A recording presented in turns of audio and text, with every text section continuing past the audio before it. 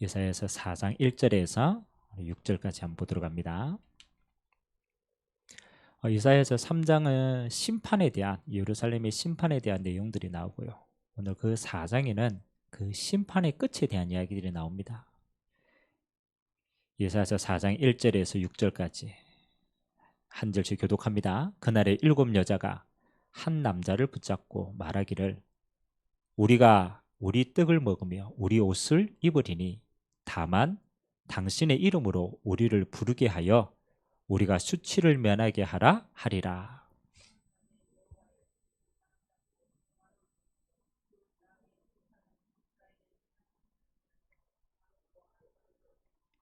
시온에 남아있는 자, 예루살렘에 머물러 있는 자, 곧 예루살렘 안에 생존한 자 중 기록된 모든 사람은 거룩하다 칭함을 얻으리니.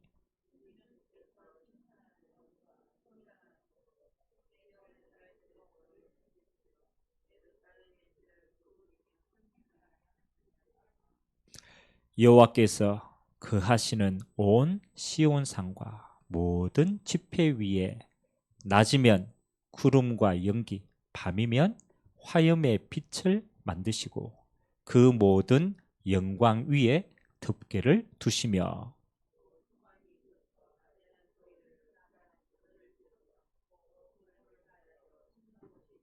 아멘.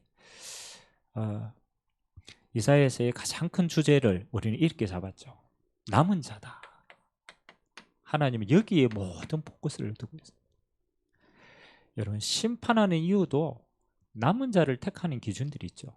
그래서 오늘은 하나님이 심판 중에도 긍휼을 잊지 아니하시는데 뭐를 설명하고 있냐면요, 남은 자가 받을 영광입니다. 하나님 이 땅에 하나님의 백성을 남겨두시고 아주 생존하는 자를 조금 남겨두시고 그 사람을 통하여서 오늘 그 받을 영광이 얼마나 큰 것인가를 아주 설명하는 겁니다. 우리가 이사야서를 보고 있기 때문에 조금 배경을 알아야 됩니다. 이사야서의 배경은 이사야가 4명의 왕을 거칩니다. 그리고 얼마 남지 않아서 바벨론에 이제 포로로 끌려가야 될 절대 위기예요. 근데 이스라엘의 현실은요, 반대예요. 영적으로는 굉장히 큰 위기를 만났는데 현실은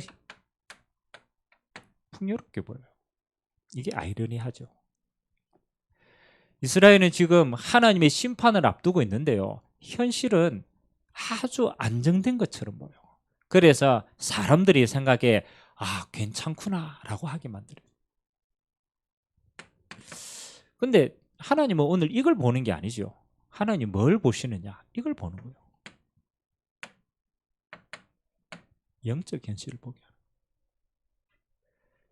우리가 안전하다, 평온하다라고 할 때에 사람들은요 다 이렇게 돌아가거든요. 이스라엘의 영적인 현실은 어떠냐, 이게 문제거든. 똑같이 이렇게 돌아가죠. 창세기 3장에 나로 돌아가. 그래서 나를 위한 예배, 예배도 여기 있어요. 하나님의 영광을 들을 온전한 예배가 아니고 예배도 나를 위한 걸로 바꿔버려요. 영적인 현실이죠. 모양은 풍요롭다니까요. 다 예배하고 제사 지내고 다 하는 거예요. 영적으로 이렇게 딱 갇혔어요. 그렇죠? 어디로 돌아가느냐? 창세기 6장. 이거 뭡니까? 세속화되어. 가나안 땅에 들어가서 가나안의 세상의 것들이 너무 좋으니까 점점 눈에 보이는 것들 따라가는 거예요. 세속화돼. 근데 진짜 문제는 이거죠. 창세기 11장에. 진짜 문제는요, 나를 위한 예배나 세속화도 맞지만 진짜 문제는 뭐 하는 거예요? 이스라엘이 이게 있는 거예요. 숨은 동기. 결국은 이것 때문에 하나님은 이스라엘을 뭐 할 수밖에 없느냐? 멸할 수밖에 없는. 그래서 하나님은 이 속에, 요 현실 속에 하나님은 누구를 불렀습니까? 남은 자 이스라엘을 불렀어요. 이사야도 남은 자지만 하나님이 이사야를 통하여서 주제를 뭐로 잡았느냐? 이 속에 하나님이 새로운 시작을 하는데 뭐가 있다? 남은 자가 있다. 하나님이 그걸 찾으십니다. 그리고 이사야서의 가장 중요한 주제는요, 이 영적으로 완전히 무너졌는데 하나님이 쓸 남은 자가 있다. 10분의 1도 그것도 황폐하게 되고 다 어려운데 남은 자가 있다. 하나님은 이 남은 자를 통하여 뭐 하십니까? 이거 합니다. 새로운 시작을 하죠. 언제나 그랬습니다. 그래서 하나님은 무너뜨릴 수 있는 건 다 무너뜨리십니다. 왜? 새로운 시작을 해야 되니까. 그걸 가지고는 새로운 시작을 못하기 때문에 하나님은 철저하게 심판하십니다. 왜? 요걸 두고 새로운 시작. 그래서 하나님은 뭐 하는 겁니까? 하나님이 원래 영광을 회복하겠다. 너희를 통하여 원래의 것을 회복하겠다. 이러면 이스라엘도 살고 만민도 같이 살아요. 자, 그러면 남은 자가 받을 영광인데 이 남은 자는 어떤 자인가 봐야죠. 남은 자, 영어로는 렘넌트. 그렇죠? 하나님이 남은 자를 주시는데 이 남은 자는 어떤 특징과 어떤 모습을 가지고 있습니까? 오늘 하나님 말씀에 보니까 이렇게 나타나 있죠. 4장 1절에는 이스라엘이 만날 큰 전쟁 후의 상황들을 얘기를 하는 겁니다. 7 여자가 한 남자를 붙들고 말하는 겁니다. 우리가 떡을 먹고 우리의 옷을 입겠는데 당신은 당신의 이름으로 우리를 부르게 하고 우리 수치를 면하게 하라. 이거 왜 그런지 압니까? 7 여자가 한 남자에게 이 이야기를 한 거예요. 여러분, 전쟁이 일어나면 남자가 많이 죽겠어요? 여자가 많이 죽겠어요? 그렇죠. 전쟁이 끌려가야 되니까. 앞으로 이스라엘이 뭐 하느냐? 큰 바빌론과의 전쟁에서요, 남자들이 다 포로로 끌려가는 거예요. 다 죽은 거예요. 그래서 저 예루살렘에 누가 남았냐? 여자들밖에 안 남았어요. 그러니까 그 여자들이 남자 한 사람을 두고 어떻게 해야 돼요? 시집을 가야 돼요. 시집을 가야 돼요. 그래서 우리가 다 할 테니까 뭐 우리 수치만 면하게 해달라. 그 얘기입니다. 요거는 앞으로 이 전쟁 후의 상황이 얼마나 비참할 것이다 라는 걸 보여줍니다. 이제 그러시면서 하나님이 2절부터 5절까지 예루살렘에 하나님이 어떻게 정결하게 하실 것이다 라는 걸 얘기합니다. 2절에 보니까 그 날에 하나님이 앞으로 영광 받으실 날입니다. 심판 후의 날입니다. 여호와의 싹이 아름답고 영화로울 것이요, 그렇죠? 그 땅의 소산은 이스라엘의 피난자를 위하여 하나님께서 남겨두셨다라고 얘기합니다. 여호와의 싹, 이게 중요합니다. 하나님이 예루살렘에 뭘 남겼냐? 여호와의 싹을 남겨두셨다. 우리 렘넌트 그림 표현할 때, 그렇죠? 밑둥이 위에 뭐가 납니까? 밑둥이 위에 뭐가 나요? 싹이 싹. 나는 이게 성경에 진짜 싹난 게 있나라고 살폈더니 있어. 여호와의 싹이 있어. 완전히 무너진 가운데 하나님이 여호와의 싹을 예비했다. 요게 남은 자입니다. 남은 자. 하나님이 예루살렘에 완전 심판으로 다 임재했는데 그 속에 여호와의 싹을 남겨두셨다. 이건 뭐 하는 겁니까? 하나님이 은혜로 남겨두신 자라. 이들의 기준은 없어요. 어떤 사람은 포로로 끌려가고 어떤 사람은 남겨주고 어떤 사람은 죽고 어떤 사람은 살았어요. 기준이 없어요. 다 망하는데 뭐 하느냐? 하나님이 은혜로 남겨진 자가 있다. 여호와의 싹이다. 근데 나중에는 이 표현이 뭘로 바뀌는지 압니까? 그리스도를 예표합니다. 그리스도. 앞으로 오실 그리스도가 여호와의 싹으로 많은 모든 만물을 뭐 하는 거? 새롭게 세울 자로 오실 것이다. 두 가지의 표현이 같이 있어요. 지금 현실에는 뭐 하는 겁니까? 예루살렘의 남은 자, 그리고 앞으로는 오실 메시아를 사는. 이 여호와의 싹의 특징이 뭐냐? 그렇죠. 그 뒤에 나와 있습니다. 자, 4절에 보니까 이는 주께서 심판하는 영과 소매라는 영으로 시온의 딸들의 더러움을 씻기시고 예루살렘의 피를 그 중에서 뭐하게 하시리라? 청결하게 하실 때가 됨이라. 하나님의 심판의 영과 소멸의 영, 그렇죠. 이 속에서 하나님이 남겨두셨다. 그래서 우리는 꼭 기억해야 돼요. 지금으로 말하면 그리스도의 피로 정결하게 된 자. 다시 말하면 그리스도의 은혜로 말미암아 구원받은 자. 다른 조건이 없어요. 하나님의 심판의 영에서 빠져나온 자니까 하나님이 그리스도의 피로 앞으로 구원받을 자를 하나님이 남겨두시고 세워주신 줄 믿습니다. 남은 자다. 그래서 하나님은 여러분 단순하게 남았다라는 게 중요한 게 아닙니다. 남은 자의 앞으로 중요한 게 있죠. 이 속에는 사명이 포함됩니다. 여러분 우리가 전쟁하면 전쟁에서 우리가 포로된 자들을 끌고 오잖아요. 그럼 여러분 포로된 자들에게 그렇죠. 포로로 남겨줄 이유가 있을까요? 없을까요? 그렇죠. 그 사람에게 뭐가 있어요? 포로로 끌려갈 가치가 있는 거예요. 하나님은 남은 자를 통하여 남겨두신 사명이 있다. 그게 뭐냐? 하나님의 회복의 사명이라. 원래 영광을 회복하는 사명. 그래서 기억해야 돼요. 하나님이 이 남은 자를 통하여서 뭐가 있냐? 두 번째입니다. 남은 자의 배경이 있다. 아니 억지로 너무너무 위험한 상황 가운데 하나님이 조금 남겨두셨는데 이게 살아남았어. 근데 그 살아남은 자는 단순하게 살아남았다가 아니면 그 하나님이 그들의 배경이 되겠더라. 이게 중요한 거 아닙니까? 그래서 오늘 하나님의 말씀이 뭐라고 얘기합니까? 자, 2절에 보니까 시온에 남아있는 자, 예루살렘에 머물러 있는 자, 곧 예루살렘 안에 생존한 자 중에 기록된 모든 사람은 뭐하다 칭함을 얻으리라? 거룩하다 칭함을 얻으리라. 하나님 앞에서 뭐로? 하나님의 의로 거룩하여진 자다. 그래서 이들을 정죄할 수 있는 자가 아무도 없어요. 왜? 하나님의 의로 거룩함을 입었기 때문에. 그리고 하나님이 5절과 6절 우리 같이 한번 읽겠습니다. 5절과 6절 시작.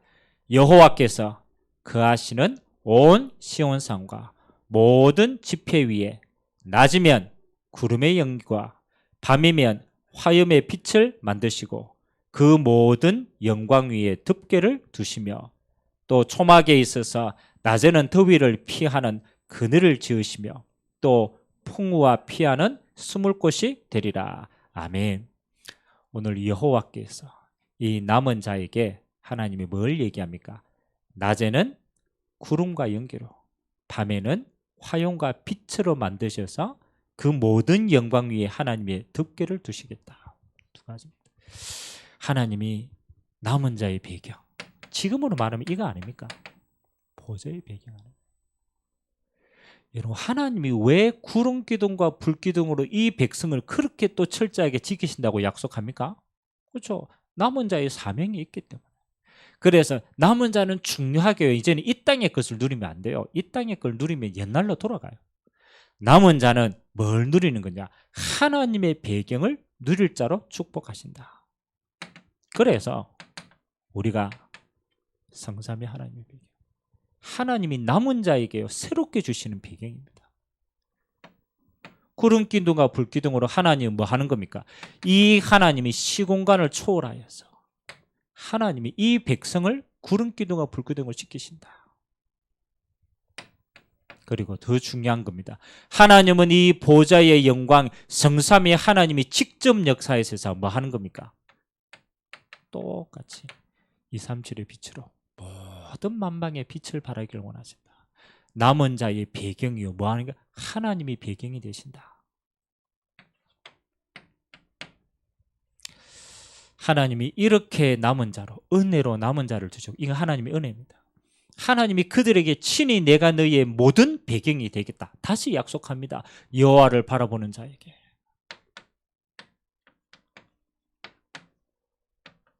그래서 하나님은 남은 자를 통하여 영광 받으시길 원하십니다. 이게 원래 목적이거든요. 그래서 남은 자의 영광입니다. 자, 하나님이 남은 자에게 주시는 영광이 세 가지가 있어요. 첫 번째가 뭔 겁니까? 오직의 영광입니다. 남은 자는요, 다른 거 하면 안 돼요. 하나님이요, 남은 자에게는 딱 한 가지를 원했어요. 여호와만 섬기는 자로 서면 남은 자의 사명은 끝나는 겁니다. 여호와만입니다. 왜? 이거 안 해가지고 하나님의 영광을 다 빼앗겼거든. 우리가 제일 쉬운 것처럼 보이지만 제일 어려운 게요. 이게 제일 어려워요. 여호와만 제일 어려워요. 왜? 우리 안에는 여호와만 이외에 플러스 항상 알파가 들어가 있어요. 여호와만. 그래도 요거는 여호와만 항상 알파 버려. 요것 때문에 망하는 거예요. 요것 때문에. 남은 자는 하나님이 영광을 받으시는데 뭐 하느냐? 요거 없이 오직 요거 해버리면 하나님은 모든 영광을 우리를 통해서 받으시는 줄 믿습니다. 오직. 오늘도 여러분 안에 있는 모든 다른 생각들 내려놔시면 돼요. 그거 가지고 하나님께 영광이 안 된다니까요. 여러분이 있는 모습 그대로 여호와만. 여러분이면 하나님은 최고의 영광을 받았습니다. 그러면 하나님이 남은 자에게 두 번째 이 영광을 이만 남은 자에게 주실 유일성의 영광 있어요. 우리는 오직 하는데 하나님은 그들에게 세상에 줄 수 없는 유일한 하나님의 응답으로 함께 하십니다. 그게 이스라엘에게 주신 영적 비밀입니다. 아무도 이단들은 하나님을 믿는 자에게만 주시는 영적 비밀. 그래서 우리는 이거를 신분과 권세의 축복이다. 유일한 겁니다. 어떤 것도 누리는 하나님의 자녀만 누릴 수 있는 영적 비밀입니다. 마지막 재창조의 영광. 하나님이요, 이 유일성이 전달되어지는 곳, 이 신분과 권세가 누려지는 곳마다 하나님은 재창조, 생명의 영광을 잃어버린 자를 찾게 하십니다. 하나님이 빼앗겨버린, 잃어버린 모든 생명의 영광들을 찾습니다. 얼마만큼? 우리가 아는 237의 빛으로. 그래서 하나님은 모든 피조물을 통하여서 영광 받게 되는 줄 믿습니다. 모든 백성이 하나님의 영광을 볼 수 있도록 하나님이 이 세 가지 영광을 찾기를 원하신다. 오늘 우리가 설명절을 앞두고 있습니다. 오늘부터 연휴의 시작인데 보니까 이 코로나가 같이 겹쳐져 가지고 좀 예전만큼은 분위기가 그렇게 되지는 않습니다. 근데 중요한 기회가 있어요.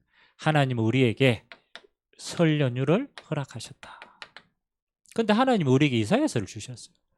하나님이 이번 설 명절에 우리에게 주신 이사야서를 통한 우리의 축복이 뭡니까? 알고 있어요. 하나님이 여러분의 가문에 여러분을 렘넌트로 부르셨다. 정체성입니다. 명절에 사람들 모이면 이야기합니다. 누구 자식은 어떻고 누구 자식은 어떻고 돈은 얼마나 벌고 얼마나 세상 자랑 많이 합니까? 안 해요? 뭐 많이 합니다. 속지 마시기 바랍니다. 원래 속이 없을수록 큰 소리 내는 거야. 자, 여러분은 뭐 하는 자냐? 하나님이 우리 가정과 우리 가정을 통해서 가문 살릴 자로 하나님이 불렀다. 렘넌트로 부르셨다. 그래서 그대로 하는 거예요. 하나님, 우리가 가는 시간에 뭐가 임하도록? 여호와의 날이 임재하도록. 중요합니다.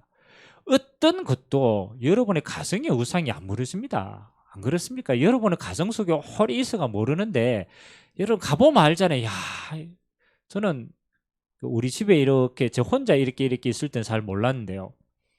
우리 집에 가서 이제 큰아버님도 만나고 예전에요. 이제 식구들 이렇게 인사하러 가보면 보이더라고. 야, 우리 가문이 이렇구나. 보일까요? 안 보일까요? 보이더라. 우리 시골 마을에 가가지고 이제 인사 한번 쭉 하면요. 이렇구나. 이게 우리 가문의 우상이었구나. 찾으시나요? 우리의 우상이 아니고 우리 후대들에게 영향을 미치는 우상이에요. 그래서 하나님은 여러분을 렘넌트로 불러가 뭐를 무너뜨리게 아무것도 그러니까 이 속에 있는 자는 안 보인다니까요. 하나님보다 높아진 우상을. 그렇죠. 여기에 하나님의 뭐가 임하도록? 영광이 임하도록. 여러분이 밟는 곳이 하나님의 여호와의 날이 임하는 시간표라니. 그래서 우리가 좀 부족해도 뭐 하라고 그러느냐? 이거 하라고 그럽니다. 영적 분위기가 바뀐다. 예배하라고 그래요. 부족해도 괜찮아요. 여러분들이 가서 뭐 하느냐? 그래서 가문의 모든 우상들이 낮아지는 시간, 여호와의 날이 임하는 시간. 그리고 세 번째 뭐 하는 겁니까? 똑같이 언약 잡았어요. 하나님 우리 가문 속에 하나님 중에 남은 자를 찾을 수 있도록. 그래서 여러분들 좀 부족해도요, 시간이 지나면서 되어지는 가문이 있고 시간이 되어지면 자꾸 무너지는 가문이 있어요. 시간이 지날수록 되어지는 가문은요, 이걸 생각합니다. 미래를 생각합니다. 지금 당장 가문이 어려워도 생각합니다. 그래서 하나님은 여러분 가문에 복음 때문에 남은 자가 있다. 그죠? 이 남은 자를 찾고 이 남은 자에게 이 배경을 전달하고 이 남은 자에게 하나님 주시는 영광을 전달할 수만 있다라면 이번 설교는 남은 자의 최고의 축복 누리는 시간표가 되어진다. 찾아라. 여러분이 남은 자라면 그 속에 남은 자가 있어요. 이거는 우리 후대를 말할 수도 있고 또 생명 얻을 자를 다 포함이 되죠. 하나님이 예비하고 우리를 부르신 줄 믿습니다. 그래서 가문 캠프, 여러분 영적으로 항상 가지고 있어야 돼요. 이게 얼마나 중요한 기회입니까? 우리가 한 번을 하더라도 다 못 가는데 하나님 모아놨잖아요. 얼마나 중요한 기회입니까?